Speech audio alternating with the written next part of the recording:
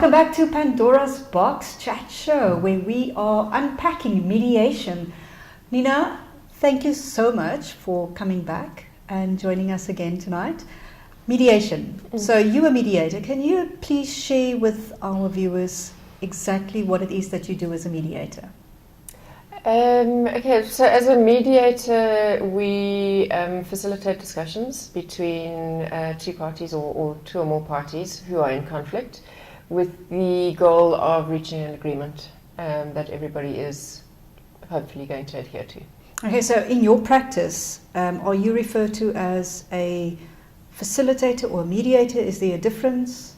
Yeah, there's a big difference. I'm a mediator, so I will help parties to get to an agreement. We're quite solution focused, so we will just research different options. Often parties are very stuck in their way of doing things and they aren't able to sort of think out the box that there are alternative options. A facilitator is a very different role. In fact, it's the terminology has changed now to be a parenting coordinator. They're not facilitators anymore. And they are far more qualified. And during the mediation process, they will attempt to mediate, but during that process, they will also do a full assessment. And if the parties are not able to reach an agreement, the facilitator will make a binding ruling. So it's similar to then a court order. The facilitator will make a decision. Sorry, the parenting coordinator will make a decision. Okay. I'm still getting used to the new terminology myself. Okay. Nina, do you find a lot of people voluntarily ask for mediation, or is it something that they don't even think about? I think people are becoming more aware that mediation is a possibility in South Africa. It wasn't very well known before. So a lot of people are voluntarily attending mediation and seeking mediators themselves without being told initially to go into mediation. And the success rate, are you able to wrap up a mediation in one session? Or what is the average amount of time that it takes to come to an agreement for a parenting plan? I suppose you could also mediate maintenance with yeah, my answer to that is it depends what I'm mediating. Because a mediator can mediate an entire divorce, or we can mediate certain sections of a divorce while litigation is going on. So sometimes a divorce will be litigated and we will be called in just to mediate the parenting plan. Or you mediate an entire divorce, or post-divorce, or post-separation. There's conflict 2 years down the line and they need to redo the parenting plan or relook at maintenance.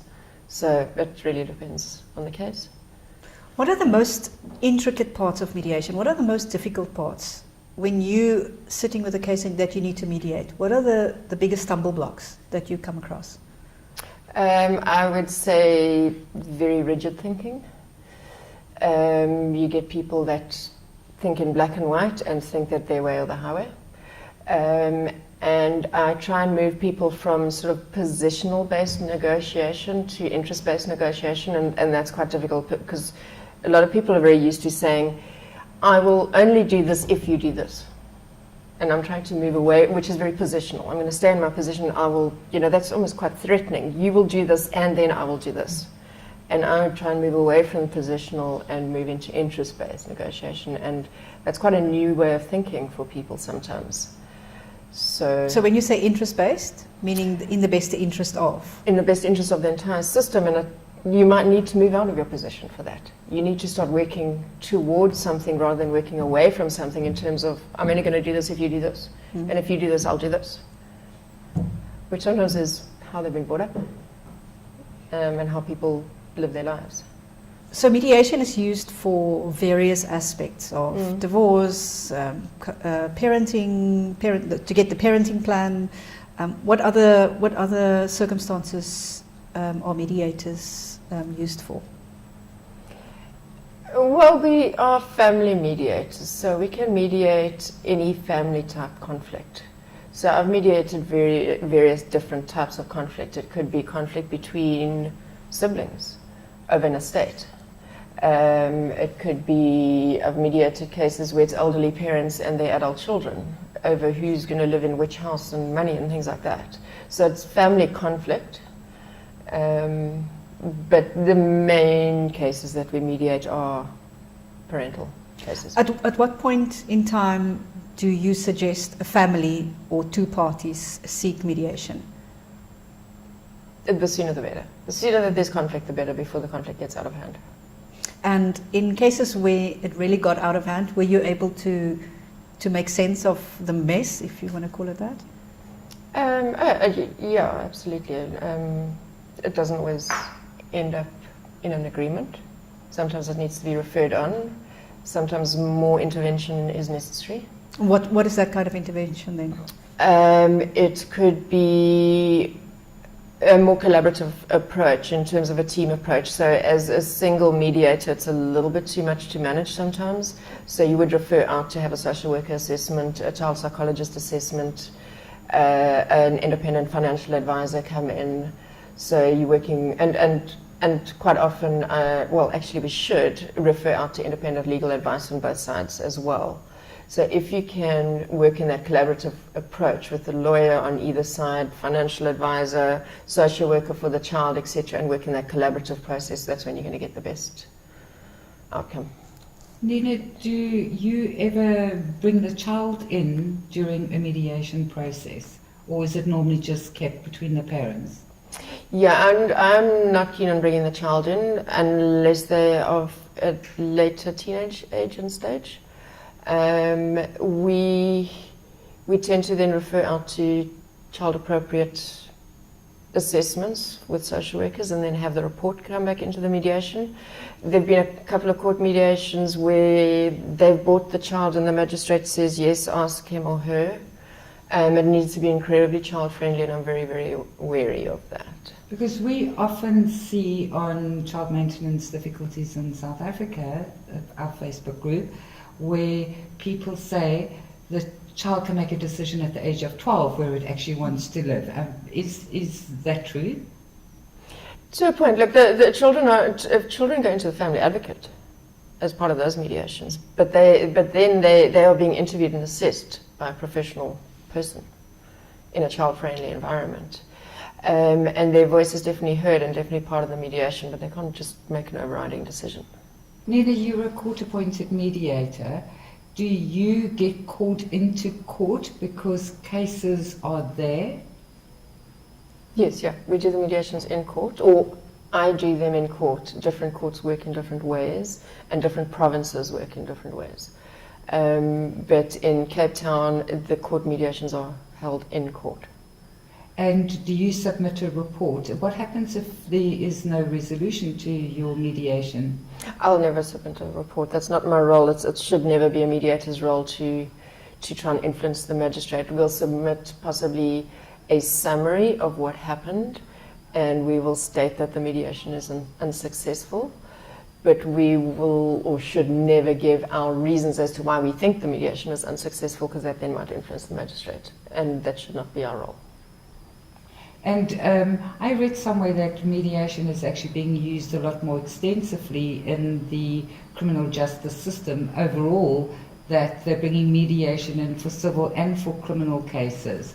Mm. So by the sounds of it, there's going to certainly be, the word mediation is going to be used a lot more, and we're going to hear about it a lot more. Mm. Why? Is that because our prisons are full, or is it because it's a more amicable way, or quicker way, or cheaper way? What is the thinking of going that route?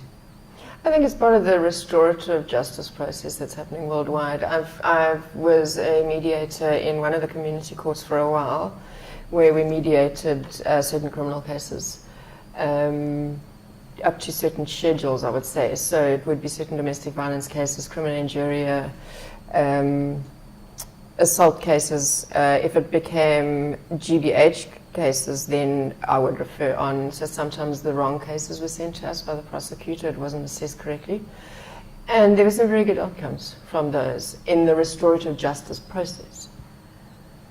I would think as well, for the perpetrator, it probably has a different way of the way that they respond to how they got into that situation in the first place.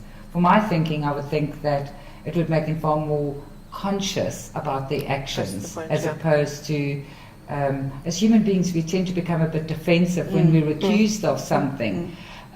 So when it's not we're not defending, and then we can possibly be open and go, well, yes, I can see the impact of my actions, and I would imagine that it has a far greater beneficial. But yeah, I think it's more beneficial to the entire community at large when it's those type of cases that have an impact not just on the two parties sitting there, but it has an impact on both their families and their community, and that's part of the restorative process. So it's not a punitive approach, it's working towards an outcome for everybody involved. So just remember our competition following right after this.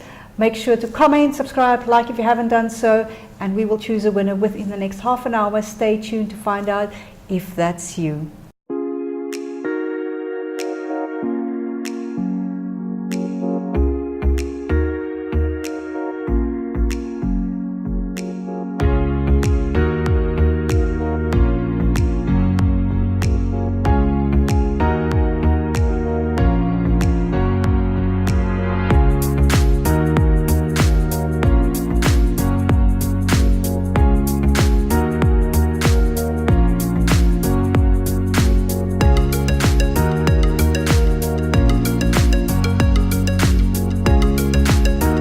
Welcome back to Pandora's Box Chat Show, where we are unpacking mediation.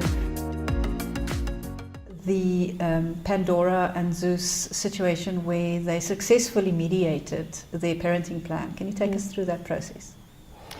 Well, I heard that basically it was within their divorce decree that mediation was the dispute resolution clause. So that's the first success, that they knew that was a possibility and they almost had to go, although mediation is still a voluntary process.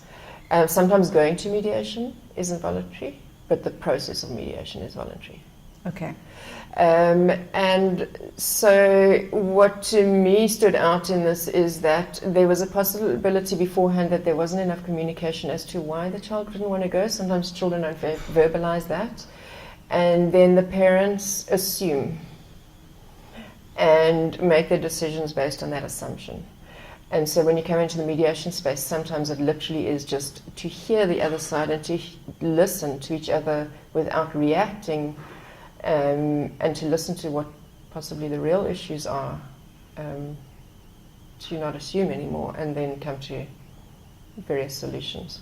This only took one session by Pandora's account, and they're back to co-parenting quite successfully again.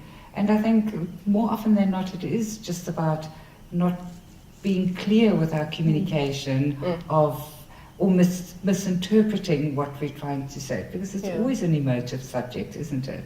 Yeah. And especially when there's one party has moved on, that always somehow seems to change the dynamics, not just between the two parents, but within the children.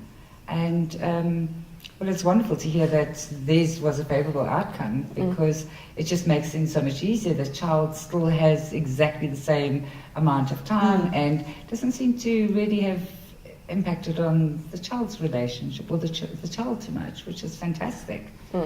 So my thing here, I think, is that if there's one issue post-divorce, it can often quite easily be resolved in one mediation, because you're not starting from the beginning and doing an entire parenting plan. It's, you know. Can you change a parenting plan? It's not cast in concrete. I mean, if somebody's circumstances change, how easy is it to then do a variation of the original parenting plan? I think parenting plans should be updated yearly. That's just my own opinion. They always need to change. The children grow up, circumstances change, timing changes.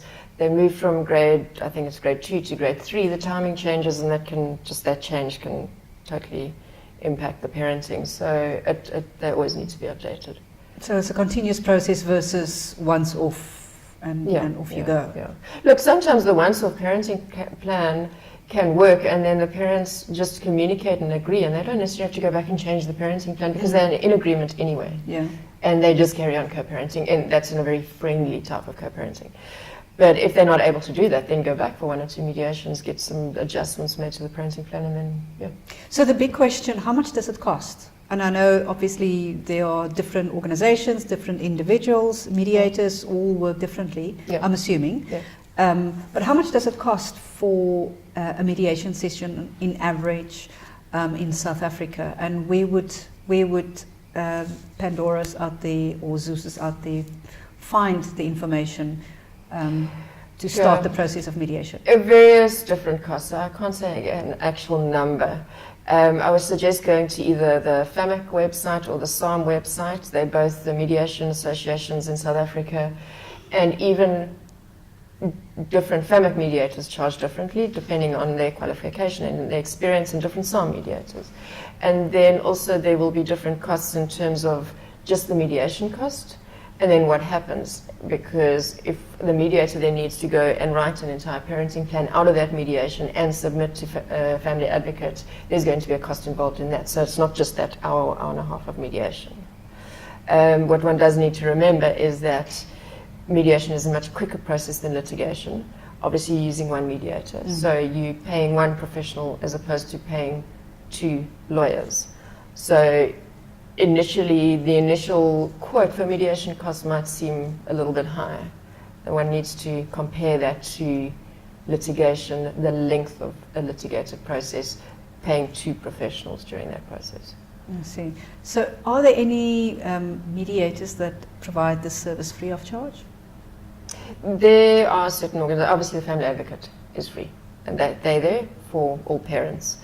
A family advocate, as far as I know, they don't get involved with court orders. So if a parenting plan is court ordered or has been made a court order, they're not then going to get involved after that, but I stand to be corrected. There are certain organizations like FAMSA, DSD, but in those processes, that's where I alluded to a previous session, that sometimes the social workers there aren't necessarily trained in the mediation process, but they are mediating. And there might be then a concern there about neutrality. Okay. So in a nutshell, there are free mediators available for those who can't afford the costly process, because it could become quite costly. If it's one session, it might not be, let's say, 500 or 1,000 or 2,000, whatever the cost is. It could be one session. But if there's difficulty on the one or the other side or on both sides, it can become quite an expensive process. Yeah. I think also there's a very long waiting period with the Family Advocate's Office. I heard the other day that there's a Pandora who's been waiting 2 years to just get the process going with Family Advocate, because you can imagine that if you have all the people going to Family Advocate who can't afford private mediation, it just puts more of a burden. And I seem to feel that there are far more parents that are seeking some kind of resolution on it. The length of the case also depends on the case. If there's going to be a lot of allegations and they need to refer out to a social worker to assess for safety, it's going to take longer than if you go there and you're able to sit and mediate an outcome and then it's done. So that's So if I take my case to the family court without a lawyer, without any legal experts or advice or whatever, and I get to the clerk of the office and we have this case in front of us and we can't come to a decision, who do we go to? Would the clerk advise you to go to a mediator, or what is that process? If it hasn't been through the family advocate yet, they will advise you probably to go to family advocate first. And it will be attempted at the family advocate. If it's if you've already got a court order and you're going back for help, then they'll open it again. As far as I know, they'll open a case. It'll go to the magistrate, and the magistrate will decide if they want to hear it or if they refer to mediation first. And that will all happen within the court process. Yeah. So the place to go would be the family court. That would be your port of call. Yes. However, if you can't afford private mediation, if you're in the court system, it's going to take a while. If you want something resolved quickly in the next few weeks, then it needs to be private. Phone a mediator, get an accredited mediator, and try and get to private mediation, and can be resolved, like in Pandora's case, in one session. Think about this: if they had gone to court, what conflict that would have caused, and how long this process would have taken to get to probably a similar resolution. if I go to the family court and I have my case there and I'm told that I need to see the mediator, can I at that point opt to have a private mediator do the mediation and then go back to court with the report of that private mediator? Yes, yeah, absolutely. Any court process, and even there's certain criminal court processes, you can ask at any time. Maintenance court, you can ask at any time to go to mediation. And if you go outside to mediation, whatever agreement that you come to in that mediation can then be lodged at court and made a court order. So the mediator will fill out certain forms. And what happens, let's say you've mediated the case and both parties agreed, and we've now come to this agreement, and a couple of days later one of the parties changes their mind. Have you had that? It happens. Okay. So what happens in that case? You go back into mediation. We need to be aware as mediators that there's a lot of external influences going on, so people will then go home and speak to their mom or dad or their new partner, and they'll say, how could you have agreed to that, etc., etc., and that influence comes back into the mediation. So a couple of approaches, and I think that's something maybe you should ask one of your legal guests. Depends if it's been signed or not. Is there legal standing with that? There should be, but at the same time it cannot really be enforced without a court order, so there's a few legalities to that. Essentially, then you come back into the mediation process and we start again. And you said, I think we spoke last week where you said that a court official can force the other party to come to a mediator. A magistrate. A magistrate. Not a court official, yeah. So a magistrate can make it an order of court and say you have to attend the mediation. Yes. If the two parties are. So what would be, if you can give me an example of that, what would be the circumstance where Pandora can go, for example, listen, I would like to discuss a parenting concern. We broke up, and I don't know at the point, there's a maintenance issue because he's not giving money, and he's not seeing the children, he just upped and left. How do I get him to come to the party and sit around the table and discuss? Do you go to court? Do you apply for something? What is the process there? If you go to court, they're going to be dealt with separately. Maintenance will be dealt with in maintenance court, and parenting will be dealt with in children's court. Children's court is according to the Children's Act, you have to try mediation first, so then they will refer out either to family advocate or to the court mediator before the magistrate makes an order. However, if there's any safety concerns, then that's a different process.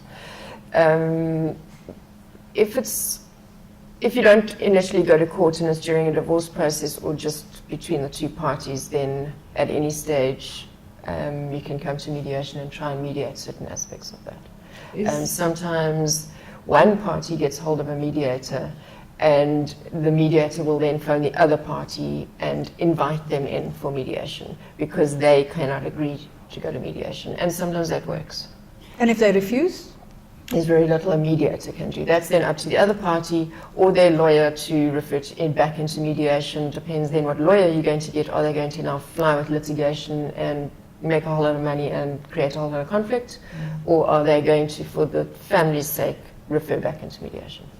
Okay, so in conclusion, when we look at mediation and Pandoras out there that are considering going for mediation, what are the few points that you would recommend they keep in mind? I would keep in mind that just try it. You never know, and it is really worth trying. I hear too many excuses all the time of he won't or she won't or he's this or he's not. You don't know. You don't know what that mediator is going to be able to do in that circumstance, and he might be sitting on the outside saying, well, she won't, and you saying he won't. Just try. You don't know. Just try. Do we choose a female or a male mediator? That honestly should be irrelevant. Should be irrelevant? If you're a properly trained mediator, you're trained to be neutral. You're trained to be unbiased. You're trained to honestly see and understand both sides, and maintain neutrality and understand that you're there for the children's sake, if it is including parenting. And your gender should honestly be irrelevant. I ask that because in a lot of customary environments, there are men that don't see women as professionals. Yeah, I get that. There are men that take no direction from women. So in those cases, and it's probably, again, we go back to it's on a case-to-case study. But if you're a good mediator, you should be able to manage that, right?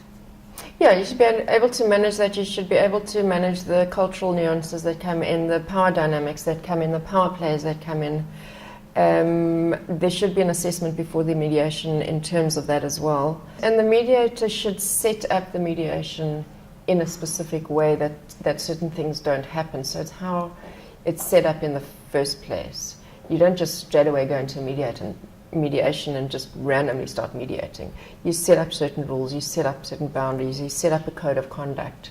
You find out where both parties are coming from and what both parties are wanting from it, and then you start working in the mediation process. So that creates some sort of boundary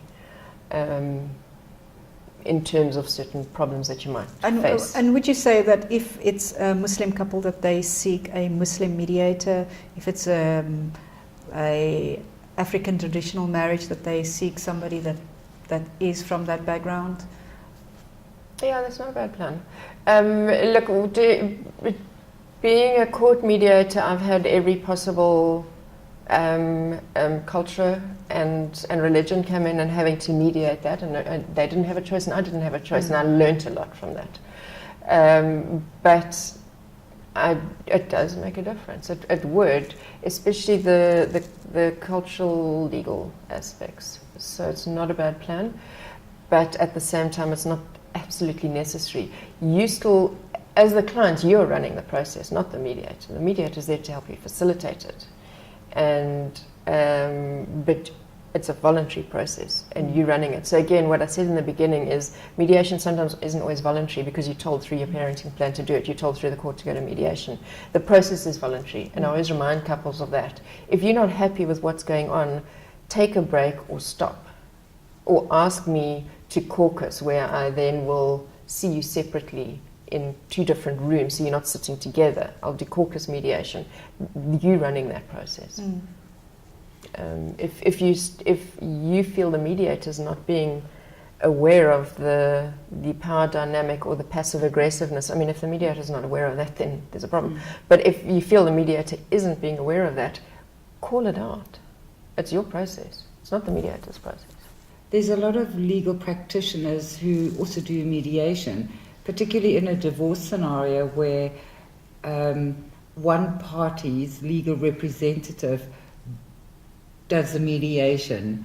I tend to feel that one should decline that and request a neutral person. A mediator needs to be a neutral third party. You can still retain your legal counsel, and you should. But during that seems a to be a divorce. common thing where one person's legal team is facilitating that and drawing the plans up, and then we see it on the group like years down the line. If I knew what I knew now, I would definitely have gotten independent, but I trust it. So Yeah, no, I mean that's not true mediation.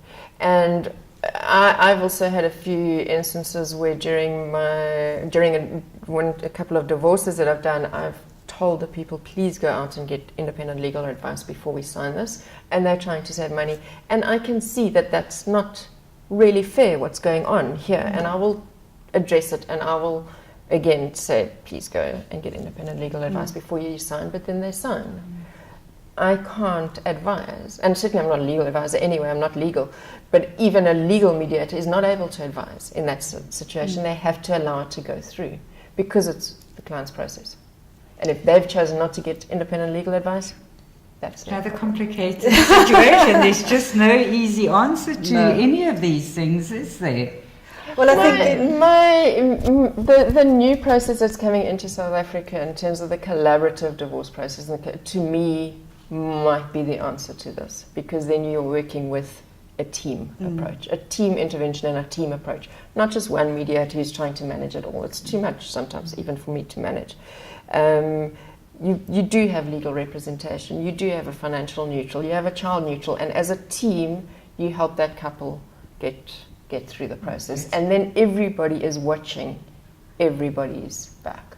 I just hear all that and it sounds like it's going to push the costs up. But Yeah. let's hope that, you know... It does put the cost up, but it certainly doesn't get anywhere near litigated. No, absolutely. And I suppose we can't always put a price on what is in the best interest of the child. So Well, I think in terms of what you're saying, that litigation is far more expensive than mediation, and if you can get the mediation process done as soon as possible, before the conflict escalates, Yes. you will avoid cost further down the line. So Yes. mediation definitely the way to go, whether that's for a parenting plan or your divorce agreement or whatever conflict you might be dealing with at the moment. Mediation is the way to go. There's a lot of organizations that can be of help. We will put all that information on our Facebook page so that you can go and find those details. Nina, I thank you so much for being with us and for giving us all the information that we need. I'm sure there's lots more that we can unpack, and we might ask you to come back here and share with us some more. So thank you so much, and I hope you mediate successfully and have many happy Pandoras out there that will come and you be of service of. So thank you very much, viewers. That is it for this episode. I hope that you've enjoyed it. I hope you found it useful.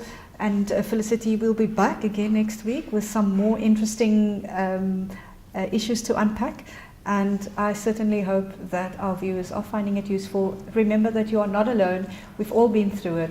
And whether you are finding yourself in the beginning, the middle, or the end, there's always hope. Until next time, good night.